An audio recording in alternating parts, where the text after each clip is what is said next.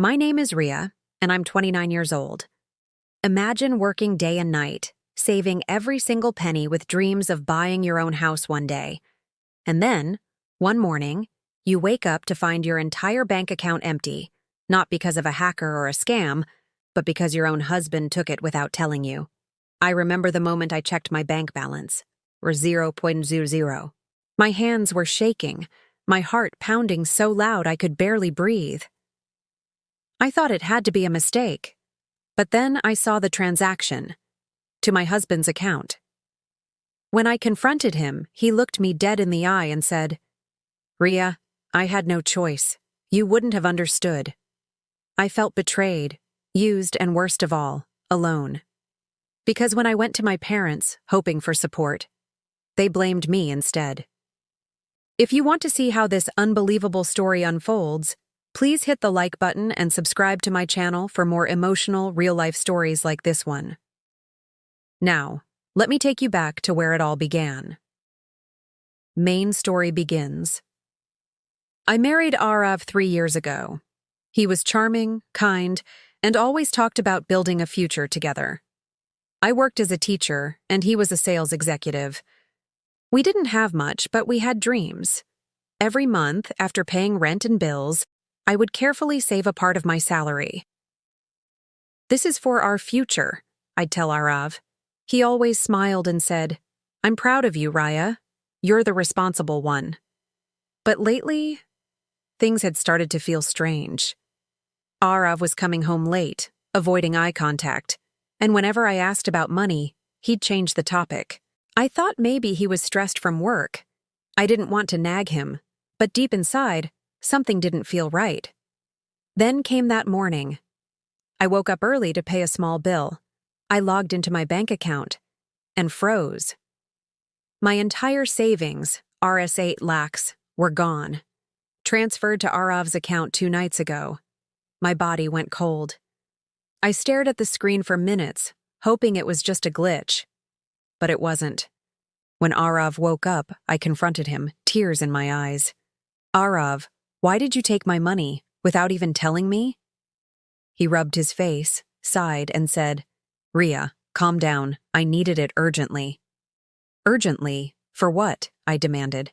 He looked away and whispered, "To help my friend. He's in trouble. I'll return it soon." I couldn't believe it.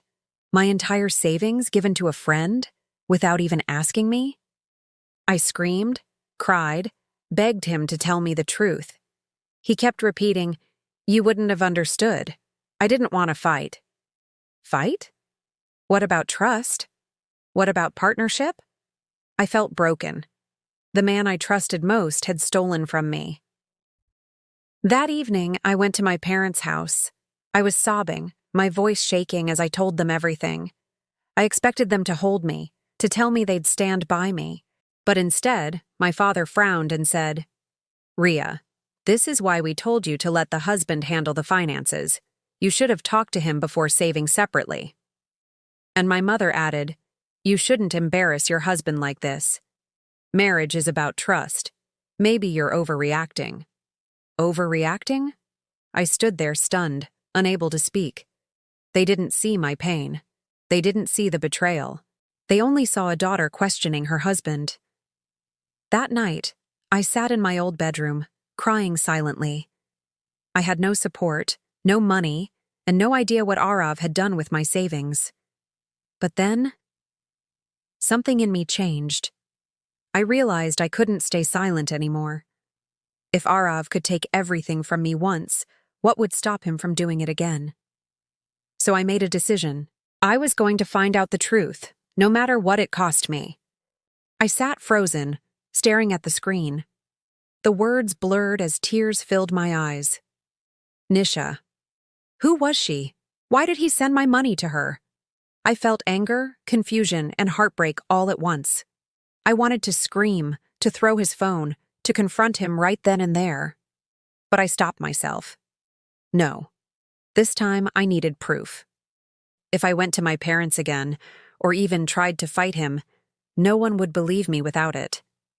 So I quietly took screenshots of all the messages, transferred them to my own email, and put the phone back before he came out of the shower.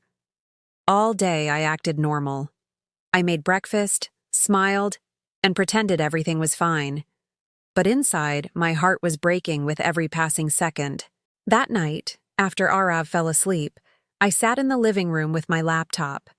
I started searching for Nisha on social media, Facebook, Instagram, anything. After hours of scrolling, I found her.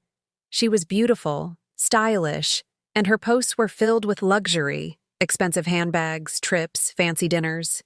And in one of her older posts, there was a picture of Arav, smiling beside her, tagged, "Best friend forever."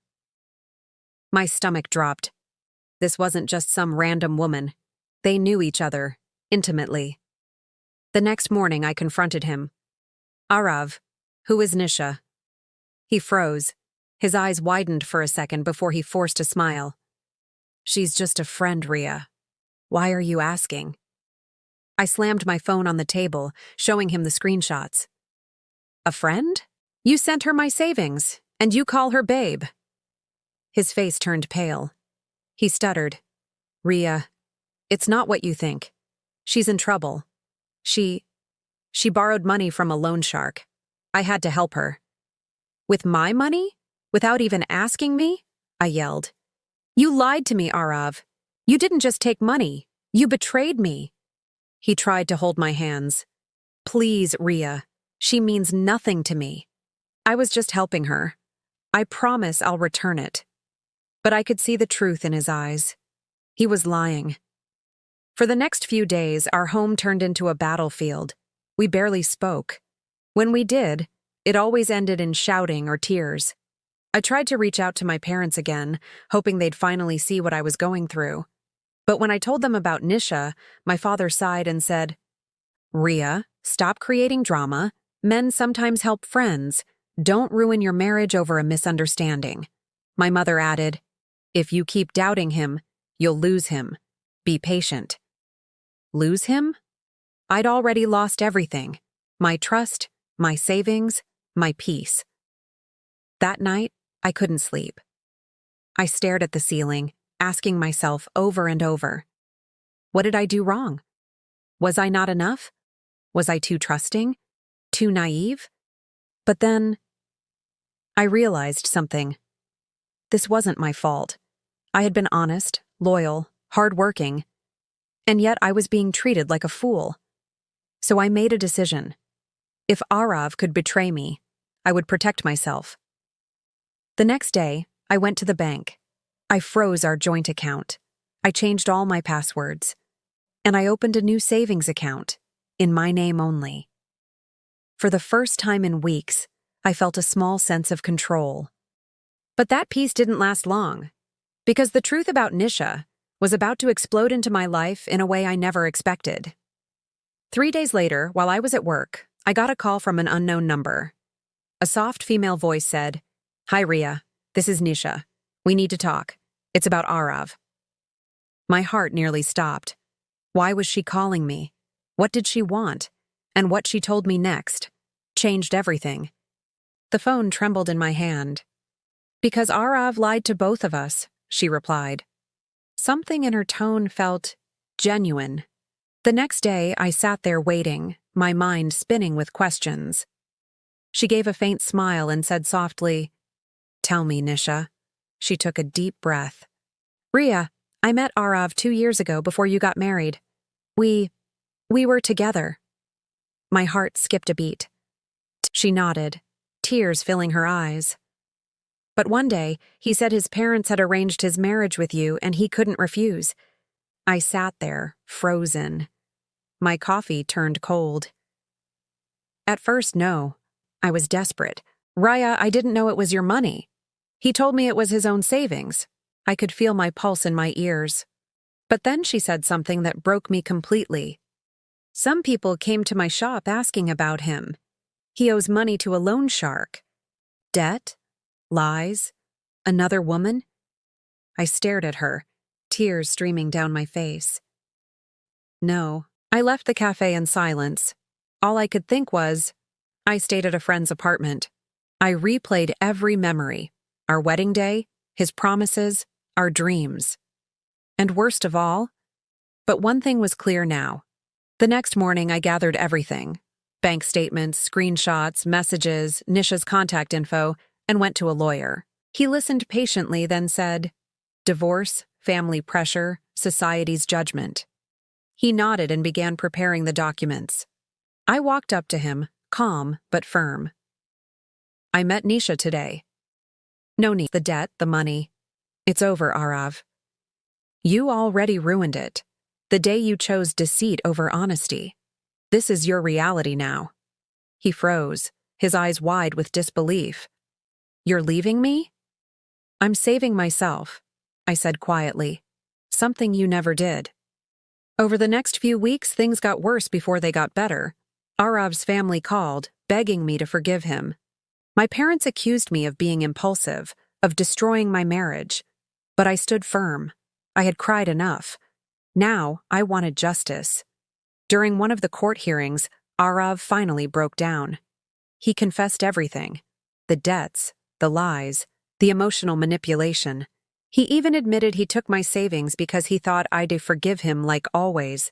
I remember looking at him, not with hatred, but with sorrow. He was no longer my husband, just a broken man trapped in his own greed. The judge ruled in my favor.